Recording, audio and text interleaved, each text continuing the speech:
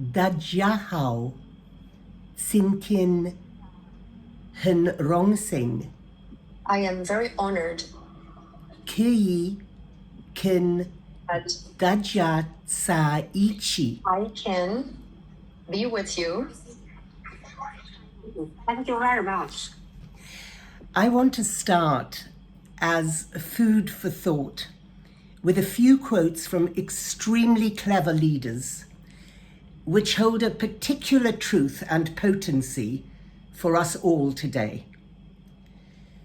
Nelson Mandela said, "Education is the most powerful weapon we have to change the world."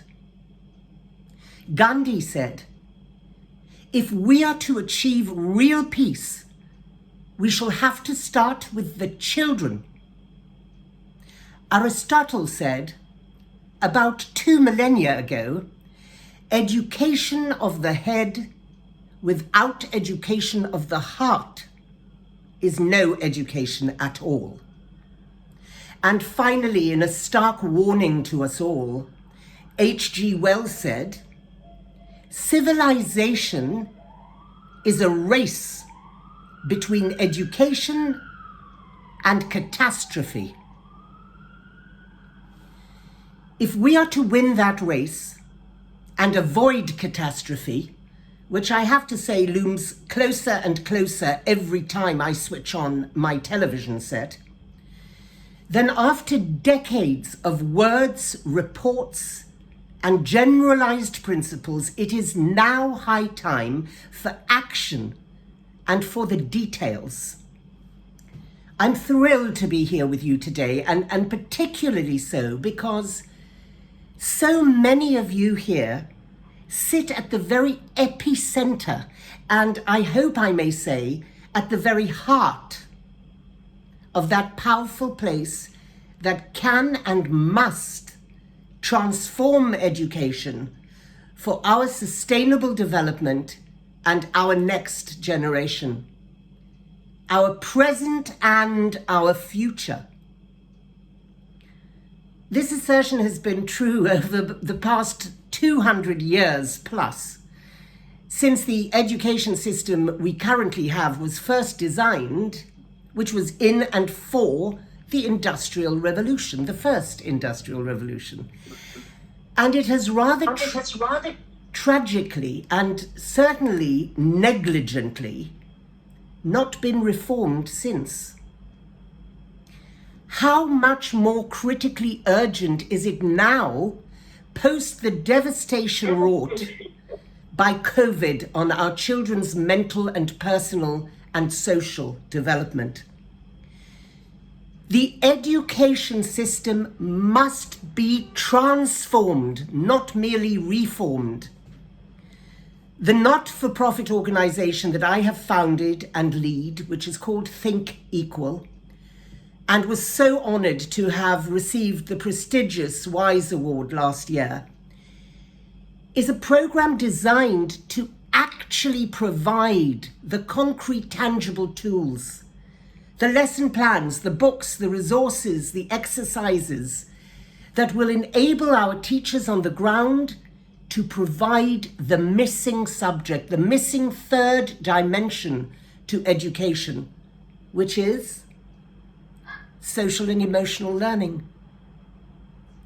We teach no less than 25 competencies and skills to children from the ages of 3 to 6, a critical time, as you all know. The skills include empathy, emotion regulation, critical thinking, peaceful conflict resolution, gender equality, environmental stewardship. This is a new subject. We have defined it theoretically for many years, but we don't know yet how to teach it. And nor had we the tools until now to do so comprehensively. I think that lists of outcomes and objectives are simply not enough.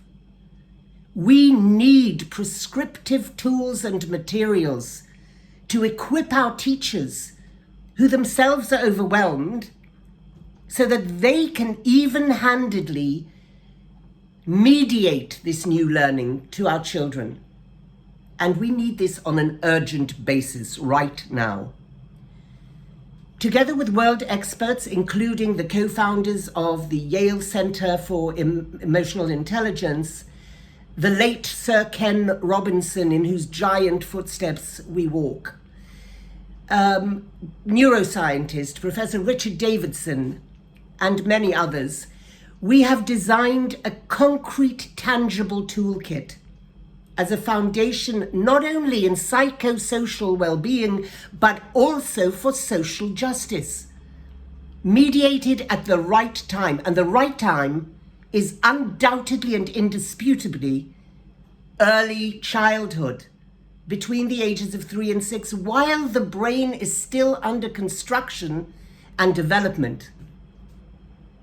I want to offer all of you here who have an influence over how we prepare our children for their future, which is effectively our future. I offer you a program that is replicable and scalable like that. At its actual direct cost, we are a total not-for-profit, which means it can be scaled rapidly and reach millions of children incredibly, inexpensively, and assuredly. With it, you will educate rounded, empathetic, respectful, and responsible global citizens. Your children, our children, will have the tools and foundation to succeed on a lifelong journey of learning. With it, you will educate children to care for our common home, the earth, and the sustainable development of our people and our planet, all of us. I end with one framing question, which is the framing question of Think Equal. If we are truly mindful of our duty of care to our youngest, most vulnerable citizens, how can we deem it to be compulsory for them to learn numeracy and literacy, but optional for them to learn how to value themselves and other human beings? Optional for them to learn how to lead healthy relationships. This cannot be optional. The time to transform education is now. Thank you. Sisi.